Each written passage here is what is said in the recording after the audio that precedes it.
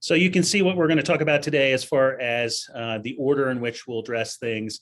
I am not one to reread slides, so we'll move through things somewhat quickly, and I'm certain we'll have a robust question and answer portion at the end of this little chat. Please don't hesitate. All questions are good questions, so we want to see every question that you might have. To put overactive bladder into perspective, this slide shows it all. And if you read across the bottom, you can see that there are 3 times as many people with the inability to hold their urine, unable to get to the bathroom quickly enough, not sleeping because they're up to the bathroom multiple times through the night. So 3 times as many people are bothered by these issues as are by most of the common vision issues. So as far as what's normal, 8 times a day is kind of the average for both men and women. And so if you're using the bathroom to empty the bladder more than 8 times a day, that falls into the urinary frequency category. And a lot of those people are not going just more often they should, but they have to go urgently. And they start planning their workday around their bathroom breaks. And then they start limiting the amount of fluid that they take in, and that leads to all sorts of issues that have systemic body-wide problems. So obviously, those are issues that we don't want patients to be changing their lifestyle. So your kidneys filter urine, that heads downstream, gets into the bladder. As the bladder starts to fill, sense the fullness, it sends a message to the brain. Brain then triggers the mechanism which allows you to empty your bladder. And basically, the coordination for that is that the brain needs to signal the bladder muscle to contract and squeeze to empty, but it also at the same time has to signal the sphincter muscle to relax and allow the bladder to empty. And sometimes there can be some miscommunication between those 2 systems, and that can worsen all these symptoms with urgency and frequency and such. We're having a little bit of an echo or sound, so can we unmute? Okay, let me know if the sound issues resolve. I'll try and maybe not talk quite as loud, and that might help. This slide is exactly like the previous. The bowels function in the same fashion. As the digestive system moves fecal material towards the rectum, there is a sensory component that signals the brain, and that starts the coordination process for bowel movements, just as it would for coordinating bladder emptying. So there's a multitude of factors that can cause overactive symptoms and incontinence, and it can be related to things that you take in the daily diet. Caffeine would be the classic example of a bladder stimulant, which can really trigger a lot of frequency and urgency. And what people don't realize is even decaffeinated coffee has about 15% of the caffeine as caffeinated coffee does. And so even if you say, well, I drink decaffeinated, I'm not getting any caffeine effect, actually, that's untrue. Medications, many people who are on medications for blood pressure and heart issues, one of the mechanisms by which those medications work is to cause the kidneys to produce more urine and offload some fluid from the body tissues. And so that can increase your frequency and urgency as well. And then people who are not in good physical shape, have reduced mobility, that can ultimately lead to some changes in bowel and bladder function. Anybody that has had radiation therapy anywhere in the pelvis, there can be some long-standing radiation changes that can change the way the bladder works in both men and women. So the 3 most common things that we see in our office as far as bladder control, number 1 is stress incontinence, and that's classically induced by childbirth, hysterectomy, obesity, where are the 3 biggest causes. Urinary retention, where you simply cannot empty the bladder. There are a multitude of factors that go into that, and the list is a little bit different between men and women. And then the third category, overactive bladder, that's kind of casts a fairly broad net. And we'll talk about all the symptoms. It's not simply frequency and urgency.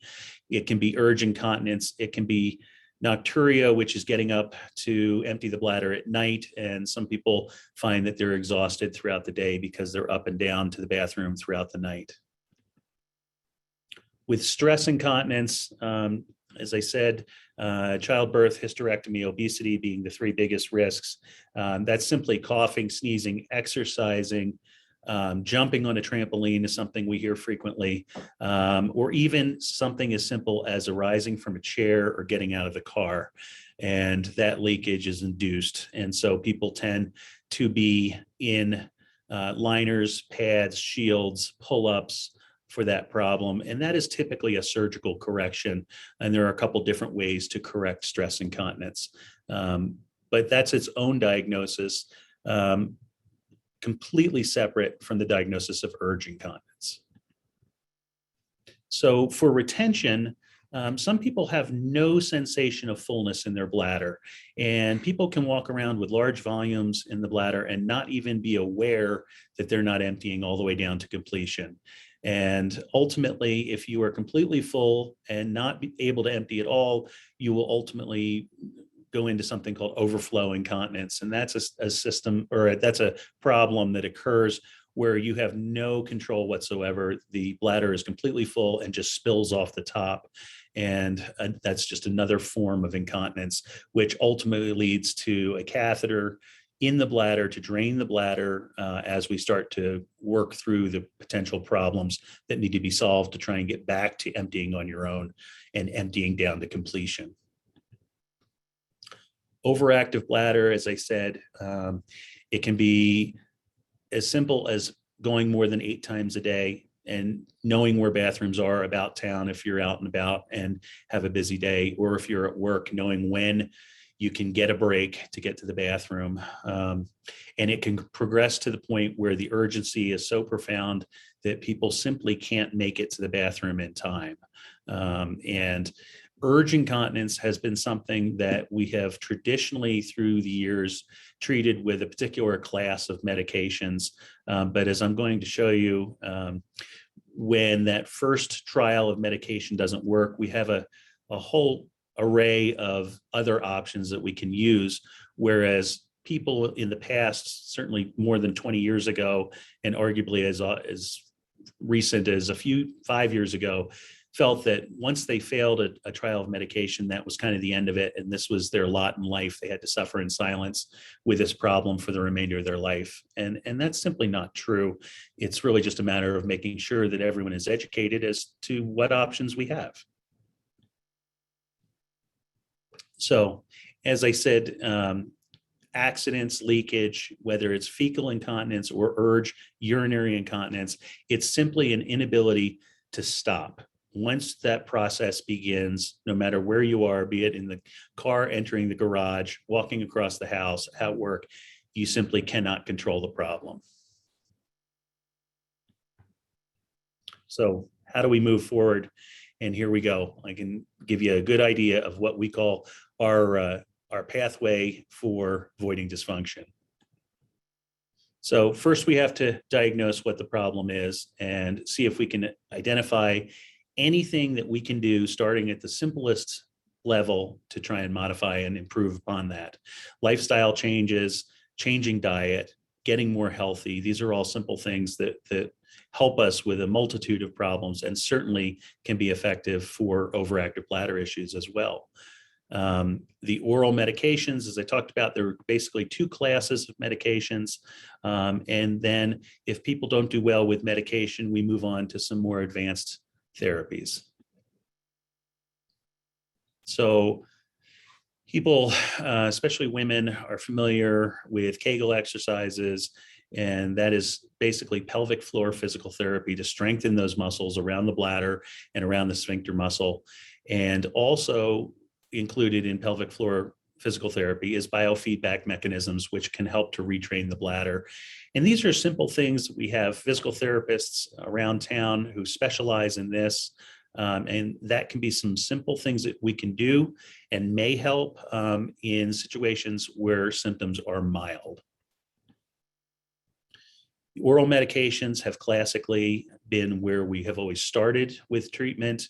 The longstanding medication or class of medications that we've used is a drug called oxybutynin or ditropan. It goes by many names, Vesicare, Toviaz. The potential side effects with these medications are profound. A large number of patients experience dry mouth, which can be debilitating. Constipation can be very difficult, as well as blurry vision. And if you look historically at that population, up to 72% of the people stopped taking the drug and dropped out simply because the side effects were so profound. The newer medication is a different class of drug. It's called Mirbetric. There's starting to be quite a bit of an advertising campaign. We've had it for about 5 years now. And the biggest potential risk is that it can raise the blood pressure. And so it's not ideal for everyone. We also consider the use of Botox. We've used Botox in the body for a lot of different things. It gets rid of wrinkles. It's great for headaches and a multitude of other indications, but we have found that we can inject it into the bladder to calm the bladder down. It's basically a neurotoxin, so it paralyzes muscle. And the problem with that is it can work too well, and it can paralyze too much muscle. And there's actually a 6% or greater, depending on the dosage that you use, a 6% chance for retention, where you go from having an overactive bladder to being in urinary retention and cannot empty at all. And that would require a catheterization. The other problem with Botox is it's fairly short acting. And so classically, it lasts on the order of 4 to 6 months. And that can create a lot of problems when you have to do this treatment again and again, even though it can be done in the office setting for most patients.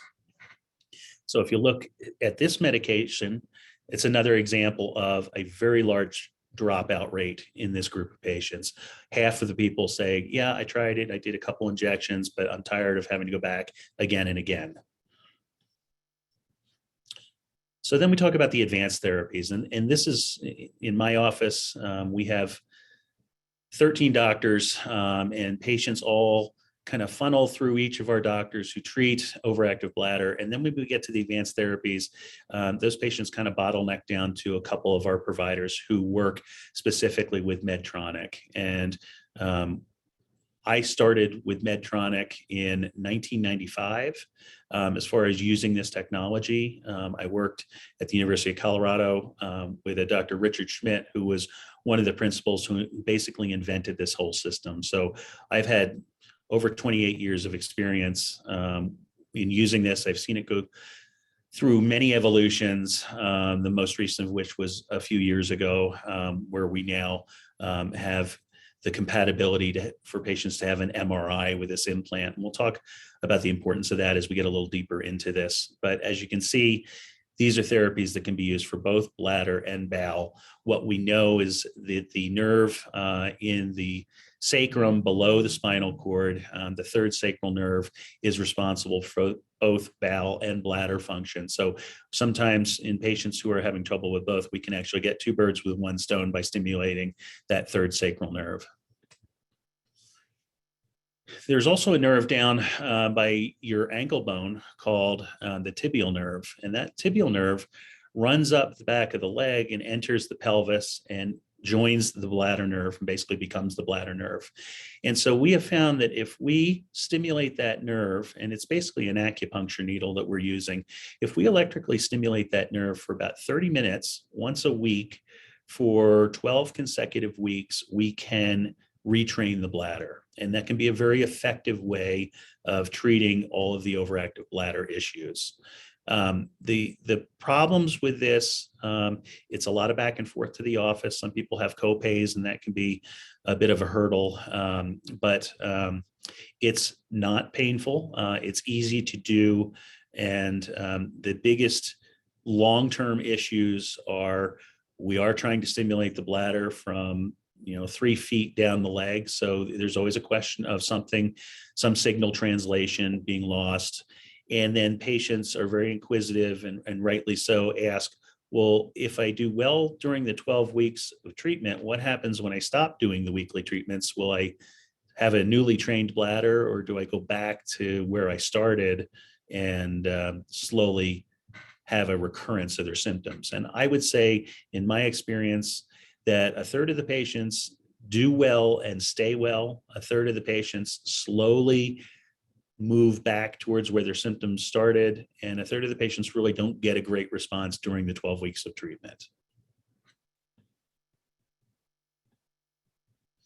So what we know with direct bladder nerve stimulation, which is called sacral nerve stimulation, is we now have a test that is a super easy thing to do in the office setting, where we can directly stimulate that nerve. And it's a little different when you directly stimulate the nerve versus trying to tell it what to do from 3 feet down the leg.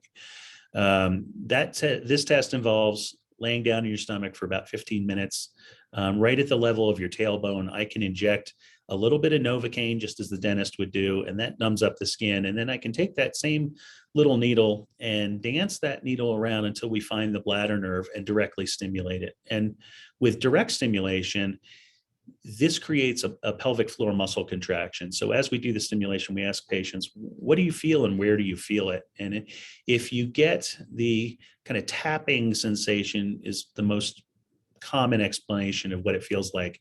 That tapping sensation, if you get that down deep in the pelvis, in the area of the bladder, in the vaginal area, at the base of the penis, those are all indicators that we're getting proper nerve with proper stimulation. And we can leave a little electrical lead in next to the nerve. It's taped down to the skin. You don't even know it's there. And then with an external remote control generator, we can stimulate that nerve constantly for anywhere from 3 to 7 days. And during that stimulation period, we find out exactly how much change you see and how much improvement there is over control of the bladder. And we have patients who say, my pads were dry. I slept through the night. I went every 4 hours during the day. And depending on what your most bothersome symptoms are, we can focus on how much better we can improve upon that. The lead then comes out after the test has been done. It slides right out. It's quite simple to get out.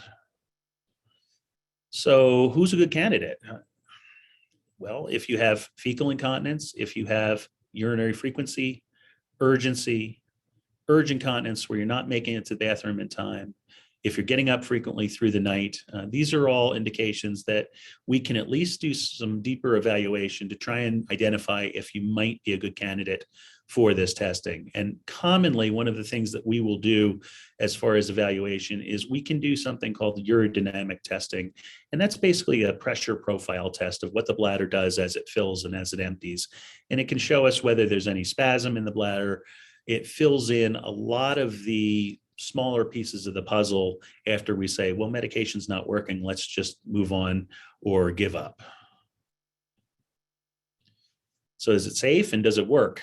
As you can see, 84% of the people who have done it are satisfied. They like it, they've seen improvement, and it's changed their lifestyle so they can become more active and be less of a slave to the bathroom and can be more active outside of the house. So that's the goal right there. Get you back to doing whatever it is you want to do rather than feeling as though you're suffering at home and can't be out and active. So that leads us to questions, and I will turn this back over to Vilma. Nicely done, Dr. Walsh. Yeah, we actually have a couple of questions. So somebody just asked, one, what is the capacity of a normal bladder? Capacity for women is about 500 cc's, and for men, it's about 800 cc's. Okay, another question that we have. Hang on. Can't get this to mute. They can hear you. Okay. So another question that we have is, how long do the procedures take? The test in the office, just to see how well it's going to work, is about a 15-minute test. Very simple and easy. The most uncomfortable part of the test is injecting the Novocaine into the skin, and that takes about 30 seconds. The implant itself takes about 45 minutes to an hour, and that's done as an outpatient surgery. We do it in the operating room for two reasons. One, because we need the most sterile environment possible. And number two, we have the ability to have an anesthesiologist, and we can do a little twilight sedation, so patients are not completely awake for that. Okay, another question we have is this covered by insurance? Yes, the vast majority of insurers cover this with little question. We here in our office make sure that all prior authorizations are done. We take care of that. So we know well ahead of time if there's going to be any significant cost. But most of our insurers with proper documentation have no problem. Can you tell us how big the device is? Sure, I actually have it right here. So we have two different batteries that we implant. This is the standard battery, and there's the thickness. It's quite small. It's just a little bit bigger than $1/2, and that's our non-rechargeable battery, and so that's hands-free with an average lifespan of about 5 years. And so we put that in. It drives the device. And in 5 years, if the battery starts wearing out and your symptoms become more pronounced, it's a 15-minute surgery to go through the incision that already exists, change the battery, and be done.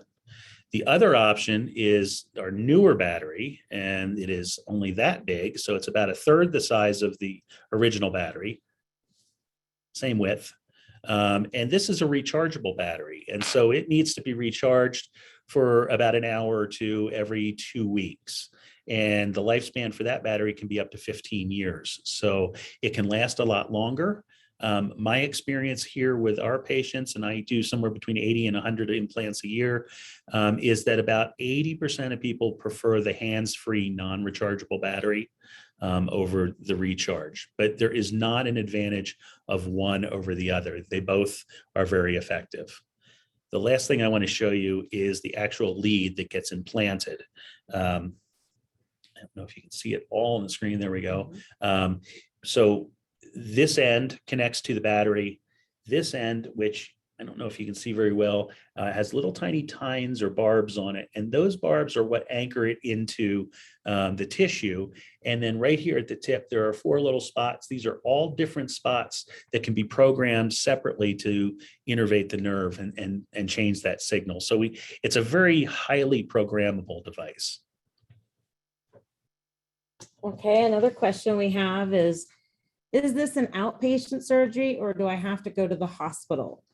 That can be insurance dependent. The vast majority of our implants we do at our surgery center, which is right across the parking lot from our office. If you have other health issues, that may require being at the hospital, but we do not do the actual implant in the office setting simply because it's not a sterile enough environment. To follow up on the rechargeable, somebody wants to know, how do you recharge it? There is a recharging device. It looks like a large hockey puck that is worn on a belt. And you simply put the hockey puck over the area where your battery is buried, which is in the buttock. And you wear the belt and it automatically recharges. It's kind of a Bluetooth technology, if you will.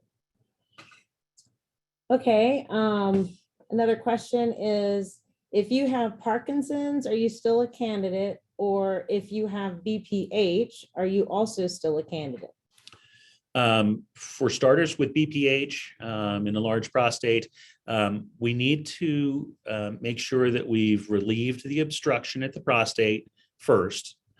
And if we have an open channel through the prostate and you are still having the overactive symptoms, then yes, absolutely, you are a candidate for this. For Parkinson's disease, and I'll also throw multiple sclerosis in that category. These are diseases that are dynamic, they're constantly changing. And so, yes, we do the implant for both of those conditions, but it does require a little bit more hands-on as far as reprogramming of the device as your bladder symptoms change due to the underlying disease of Parkinson's or MS. Okay, another question we have is, so sometimes I have to get up in the middle of the night, like 4 to 8 times to urinate. I don't have the problem of not being able to make it there in time, but I do have to push harder these days. And it seems like I empty completely. Am I a candidate for any of this? You certainly are a candidate for evaluation. There's a few steps we go through when we initially meet to make sure that we can document if you are not emptying all the way. That's a simple test to see what residual you have left over in the bladder. As I talked about, the urodynamic testing, which is that pressure profile of the bladder, that can be very helpful to make sure that there's no other condition that's a contributing factor that we may be able to change without doing nerve stimulation. Okay, I have another one here. It says, I have a bladder sling. Am I able to have success with this procedure? Sure. The bladder sling is related to stress incontinence. That's the coughing and sneezing incontinence.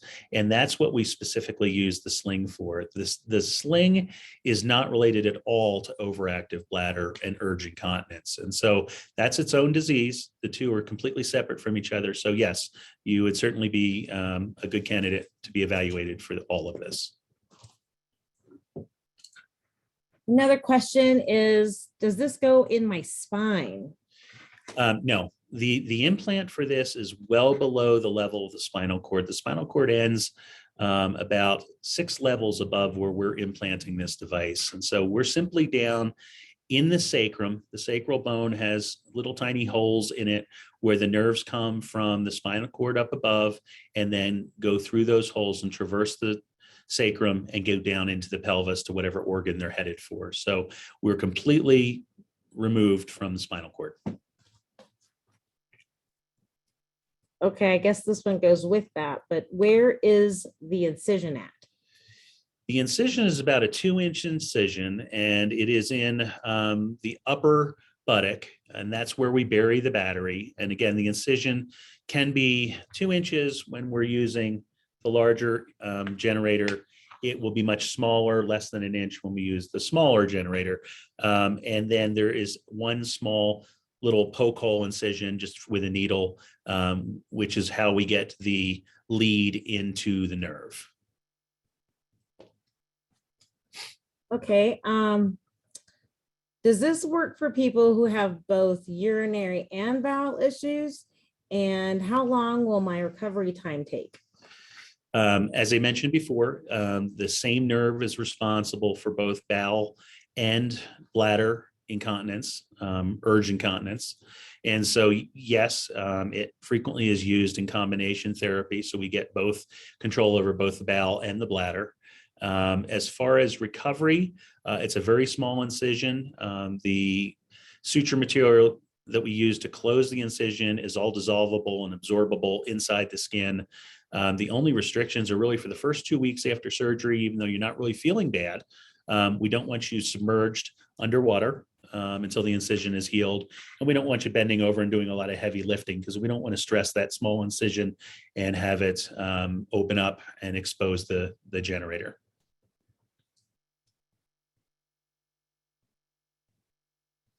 Well, it looks like that's it.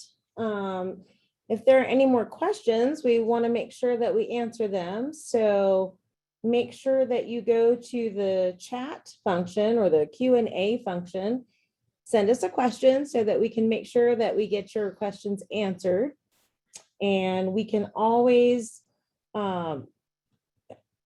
be reached by calling the number that you can see on your screen.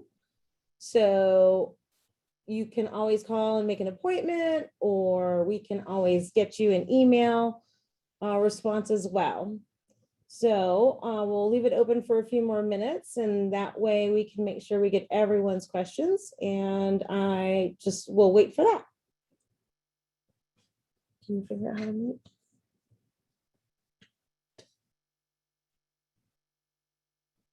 Mhm.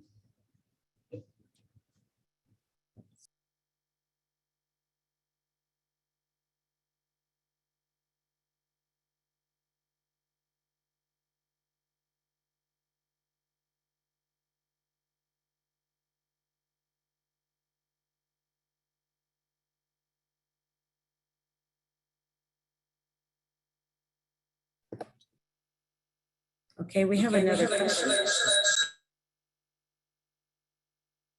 in here. Can you have an MRI? Yes, as I said, this device has gone through many evolutions. The most recent of which was about 2 years ago. The FDA finally approved new components, which are all MRI compatible. So with the new implants, there are no restrictions for MRI. Where and how do I get evaluated? We have 2 offices here in town. We have the address and phone number up on the screen. See if I can get back to that for you. Can't go back.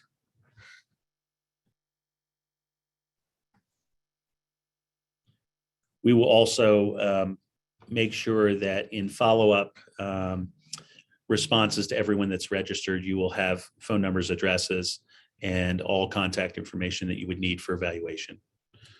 Okay, I can.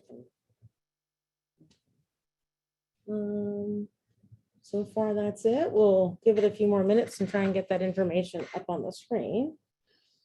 Let's see if I can get my presentation.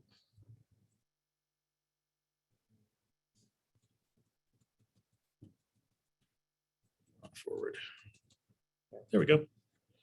Oh, you got it. There you have it.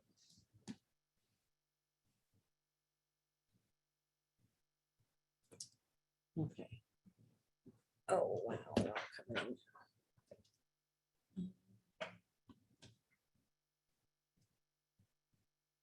I have mild neuropathy in my feet. Is it still possible to have the treatment in the foot? That's not a contraindication. I have seen people with neuropathy still have good response, and I've also had people who had no response. So it certainly is worth a try. And the way that we run things for the tibial nerve stimulation is, even though it's a 12-week program, we typically start with the first 6 weeks and kind of reevaluate at that point. If there's no change by that 6th week, we kind of abandon that treatment, move on to other discussions. But if there is improvement to any degree, we carry out to the full 12 weeks. I was told by Mayo Clinic that Imodium was my only option for fecal incontinence in 2005. It was well after 2005 that the FDA approved nerve stimulation for fecal incontinence. So that's certainly not current data. If you ask most of the gastroenterologists, they will tell you that fecal incontinence has been wildly difficult for them to treat through the years because they felt that they really had nothing to offer patients other than Imodium. But more recently, with the approval for fecal incontinence, this is a wonderful option. What lifestyle changes should be made prior to trying this procedure? Basically, for lifestyle, it's really a matter of simply getting healthier. And it's a little bit of exercise. It's a little bit of Kegel exercises, which you can certainly, if you're not familiar with them, you can ask your physician, or you can even look them up on the computer. Strengthening the pelvic floor, strengthening the sphincter muscle can sometimes be helpful in, as I said before, in mild cases. If you are having daily episodes of urge incontinence, or are getting up multiple times at night and using every bathroom around town during the day, it's probably severe enough that lifestyle change is not going to be very helpful. How much does the procedure cost for one insurance policy? Well, for example, for Medicare, if you have Medicare with a secondary, typically you have no office visit cost that's associated with that. And so there's no fee. For the private insurers, it can vary greatly.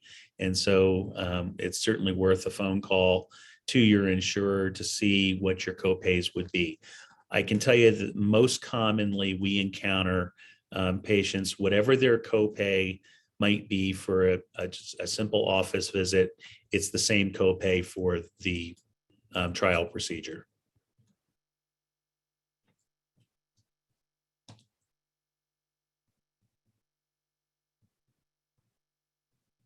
That is all that I am seeing right now.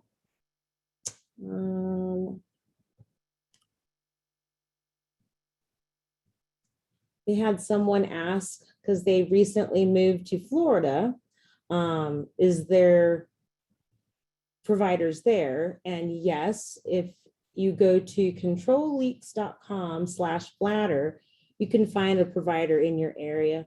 All you have to do is put in your zip code and it will take you to all the providers in your particular area. Here's another question.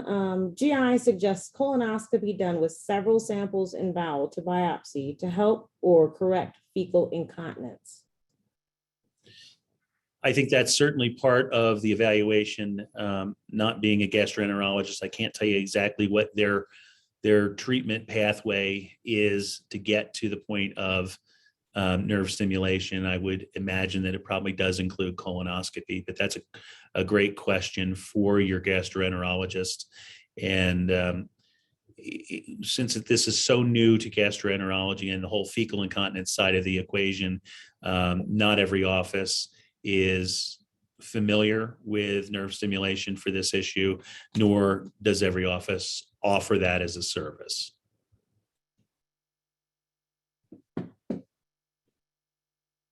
And that looks like that's it, Dr. Walsh. Okay, well, again, thank you everybody for joining us. And we're happy to help if you choose to reach out. We look forward to seeing you. As you can see on the screen currently, we've got two offices. Medical Center Point is at Union and Fillmore, kind of centrally located. And our Woodman location is right next to St. Francis Medical Center at Woodman and Powers. So you'll know where to find us. Everybody have a great night. Thanks for joining us.